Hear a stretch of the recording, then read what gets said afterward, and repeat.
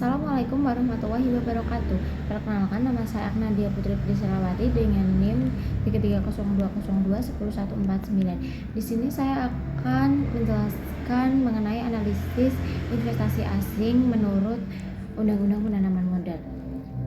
Analisis investasi asing berdasarkan Undang-Undang Nomor 25 Tahun 2007 tentang penanaman modal, UU Penanaman Modal beserta peraturan-peraturan terbarunya, khususnya setelah implementasi Undang-Undang Cipta Kerja UU Nomor 11 Tahun 2020 dan Peraturan Presiden Nomor 10 Tahun 2021 tentang bidang usaha penanaman modal yang akan mencakup beberapa aspek penting. Berikut ini adalah analisa ya.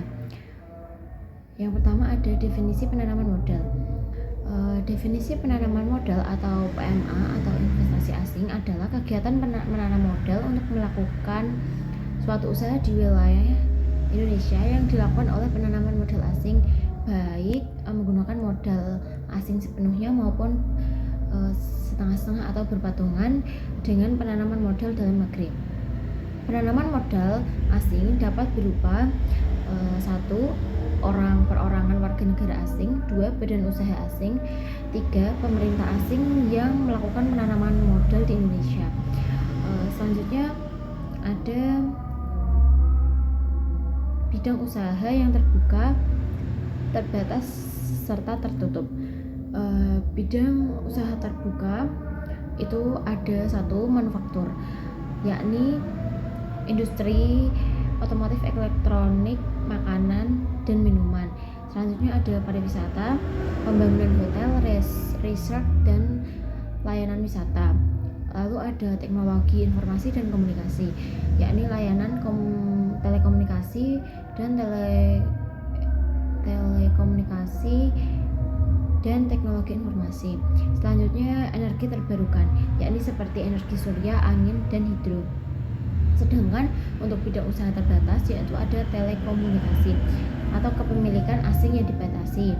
Selanjutnya ada transportasi, angkutan udara dan transportasi laut. Selanjutnya ada keuangan, bank, asuransi, dan layanan keuangan lainnya. Pertanian dan perkebunan. Selanjutnya ada bidang usaha tertutup. Bidang usaha tertutup itu ada 1.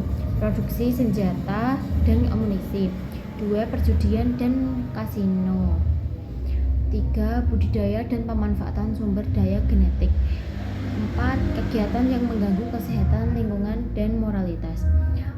Yang ketiga itu ada selanjutnya kita menganalisis ke perizinan dan prosedur investasi. Itu ada 1. sistem online single submissions atau OSS. Perizinan usaha yang dilakukan melalui sistem OSS yang menyederhanakan proses perizinan dengan pelayanan terpadu satu pintu. Investor mengajukan izin prinsip dan izin usaha melalui OSS yang mengintegrasikan semua izin dari berbagai instansi pemerintah. Selanjutnya itu kita masuk ke langkah-langkah proses perizinan. Proses perizinan yaitu ada pengajuan rencana penanaman modal atau RPI.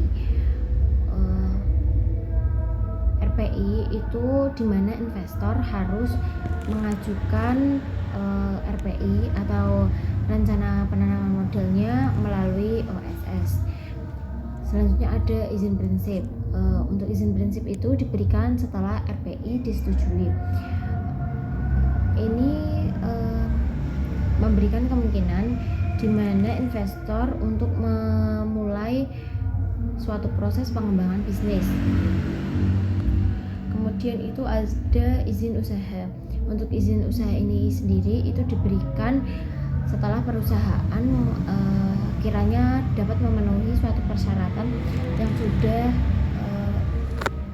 diperlukan atau ditentukan guna untuk memulai beroperasi. Selanjutnya kita menganalisis ke hak dan kewajiban investor asing. Haknya itu adalah kepemilikan aset. ya, yaitu hak untuk memiliki properti dan aset sesuai dengan peraturan yang sudah berlaku dan ditentukan. Selanjutnya ada keuntungan dan dividennya. Hak untuk memperoleh dan mentransfer keuntungan serta dividen ke luar negeri. Lalu adanya perlindungan hukum.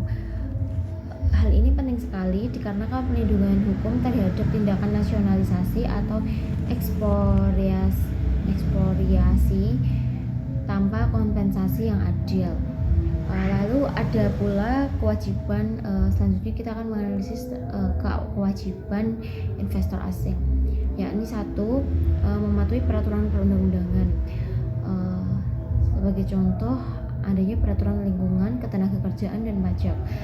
Kewajiban pelaporan, menyampaikan laporan berkala kepada BKPM mengenai kegiatan usaha dan pengembangan investasi. Selanjutnya ada penggunaan tenaga kerja lokal. Hal ini diwajibkan untuk mempekerjakan tenaga kerja lokal serta melakukan transfer teknologi. Kemudian analisis mengenai fasilitas dan intensif untuk penanaman modal asing. Intensifnya itu ada intensif pajak atau lalu ada tax holiday. Tax holiday itu pembebasan pajak penghasilan untuk jangka waktu tertentu. Selanjutnya ada pengurangan pajak atau intensif berupa pengurangan pajak untuk sektor tertentu.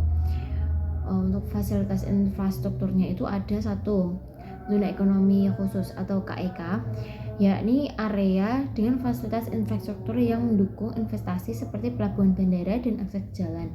Selanjutnya ada fasilitas kemudahan perizinan. Penyederhanaan perizinan di KEK. Lalu analisis tentang perlindungan dan penyelesaian sengketa. Untuk perlindungan hukum itu 1, tidak ada nasionalisasi, dan ini dijamin tidak ada pengambil alihan aset oleh pemerintah tanpa kompensasi yang adil. Jadi insya Allah aman. Lalu ada arbitrase internasional, di mana penyelesaian sengketa melalui lembaga arbitrase internasional seperti International Center for Settlement of Investment Disputes (ICSID). Lalu ada pengadilan domestik, di mana penyelesaian sengketa di pengadilan Indonesia ketika dipilih oleh para pihak. Selanjutnya ada pembatasan dan persyaratan khusus. Yang pertama itu adanya kewajiban lokal, transfer teknologi. Apa sih transfer teknologi? Investor asing diharapkan untuk mentransfer teknologi kepada mitra lokal atau tenaga kerja Indonesia. Kemitraan dengan lokal, beberapa sektor yang memerlukan kemitraan dengan perusahaan lokal atau usaha kecil UKM. Selanjutnya untuk dampaknya itu ada 1, peningkatan investasi. Meningkatnya aliran investasi asing karena kemudahan perizinan dan intensif pertumbuhan ekonomi, yakni kontribusi signifikan terhadap pertumbuhan ekonomi dan menciptakan lapangan pekerjaan yang baru.